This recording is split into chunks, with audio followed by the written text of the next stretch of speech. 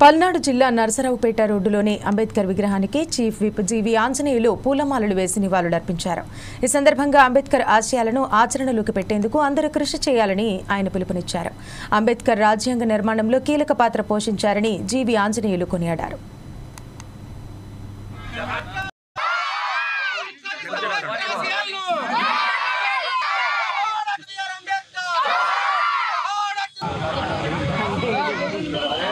ND ఆధ్వర్యంలో దళిత నాయకుల సహకారంతో పెద్ద ఎత్తున డాక్టర్ అంబేద్కర్ గారి జయంతి కార్యక్రమాన్ని ఘనంగా నిర్వహించడం జరిగింది. ఈ కార్యక్రమంలో పాల్గొన్నటువంటి మాజీ శాసనసభ్యులు మక్కన మల్లికార్జునరావు గారికి, అలాగే బీజేపీ ఆనాడు డాక్టర్ బిఆర్ అంబేద్కర్ గారు భారత రాజ్యాంగాన్ని నిర్మించడంలో కీలక బాధ్యత పోషించారు.